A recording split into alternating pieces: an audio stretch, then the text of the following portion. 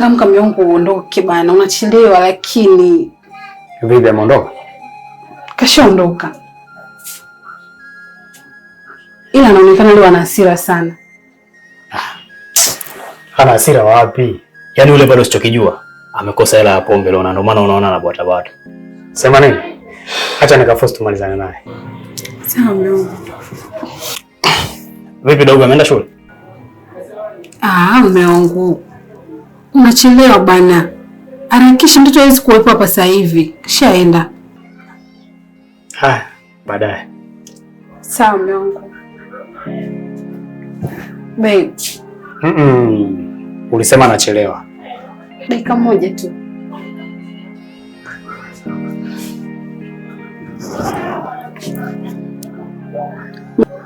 Mume wangu,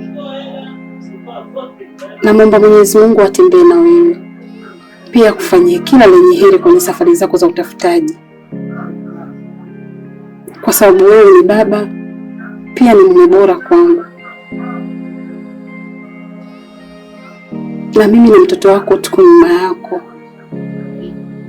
kwa sababu wewe jasho lako linafanya sisi tule na tupate riziki. Ninakupenda sana mume wangu. Oh. Asante sana nahodha wangu. Kile ulichokitoa kwenye kinywa chako nimekipokea na nimekielewa sana. Na kuahidi nitakuwa baba bora na mume bora pia, leo na hata kesho mbele za Mungu.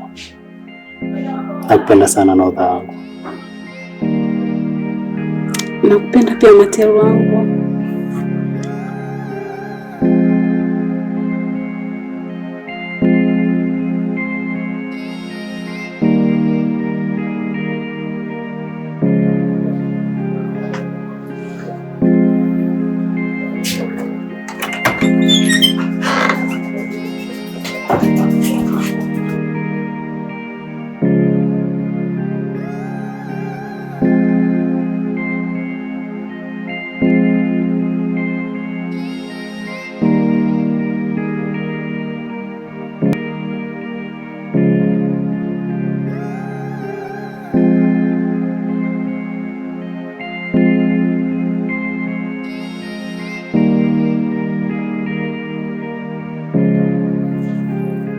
Kwa hiyo kuendelea kujificha huko, wataka nyumba hii hiyo ya kwako, si ndio? Mzee, kumbe upo. Shikamoo. Sina haja shikamoo yako. Umenielewa? Sina haja shikamoo yako, nataka pesa zangu. Mbona nisumbua sana kijana? Hivyo unaelewa huruma mimi kila siku nakufuata wewe tu. Jiangalie wewe. Hii nyumba sijakujengea wewe, umesikia? Mimi mwenyewe na watoto kama wewe. Lakini kila mtoto wangu ameshapanga huko. Nimewatoa ndani. Mimi ninachojali ni pesa. Nataka pesa yangu. Ni kweli mzee, ila naomba unisamehe. Naomba kama siku 5 tu hivi nitakuwa nimekukamilishia mzee wangu. Unajua hapa katikati kidogo kuna mambo yaliingiliana hapa kama amenizonga sana. Ila naomba univumilie. Yaani mimi kila siku nafanya kazi ya kukuvumilia wewe tu. Najua mambo mengi unayaongea. Sasa mimi nakwambia hivi, katika hiyo siku 5 ninapokuja tena hapa siku ya mwisho, ninapokuona wewe hiyo siku 5, natoa vitu vyangu vyote ndani natupa nje. Sawa, tumeelewana mimi na wewe? Umenielewa? Maana nyinyi vijana nyinyi mna matatizo yenu. Kulipa kodi ya mtaki, mkitoka asubuhi 11 kurudi saa 5 usiku. 11 kurudi saa 5 usiku. Sawa? Kwa sababu na mimi sana sikai, ndio maana nafanya mambo hayo. Sasa wewe endelea. Sawa mzee wangu, nimekuelewa. Umenielewa? Basi fuatilia hicho sasa kama umenielewa. Ni vipi bwana? Unataka kunisumbua kila siku bwana? Yaani mimi nitoke kwangu kila siku nikufuatilie wewe tu. Wewe uone aibu bwana? Ada?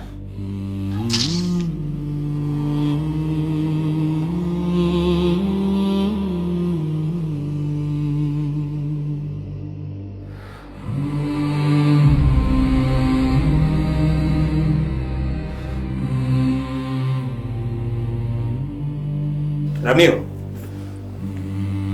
Sasa wewe sikia, hilo gari peka kwa fundi, mwaga oil, nunua na valve, badilisha.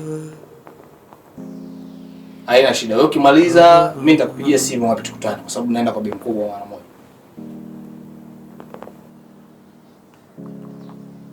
Hapo. Samahani.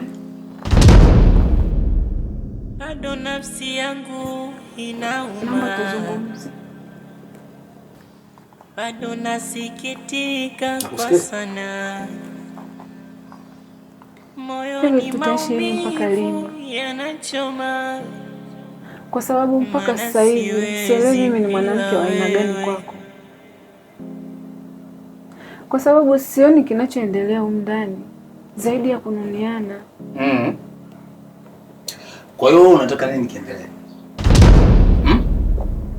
Ikiwa unafahamu kabisa tatizo linaanzia wapi. Hebu unisikilize wewe. Kama una agenda muhimu na ya msingi, leta mada mezani tujadili. Na kama hauna, sambaza makalio yako mavi yasigane. Mbavu. Lakini mume wangu, mimi sio Mungu wa kujipangia nini kiendelee kwenye maisha yangu. Ilibidi wewe muungwana kushirikiana na mimi tuone jinsi gani tunatatua hili tatizo. Umenitaje? Nani? Mume wako? Hivyo unaijua thamani na uzito wa hilo neno ulilotamka? Au unaujua uzito wake wa hilo jina? Mume wangu kwa mke yupi? Hivyo wewe si sawa sawa tu unatakataka humu ndani. Wewe ni sawa na mbwa, tena mbwa ambaye hawindi. Kwa sababu umekaa tu kazi kujaza choo, kazi kula, kazi kulala. Kujipura kama hivyo, kubandika makope sijui nini. Wewe, nisikize kwa makini. Humu ndani wewe huna faida yoyote. Yaani wewe na hii TV ina thamani kuliko wewe. Kwa sababu hii TV kuna muda mimi naitazama inaniburudisha, inanipa habari mpya kuliko wewe umekaa tu humu ndani umejazana. Nisikilize. Tena unisikilize kwa makini. Kama utashindwa kufikiria ni jinsi gani ya kuijaza familia katika nyumba hii, humu ndani tutaishi kama chui na paka. Ng'ombe.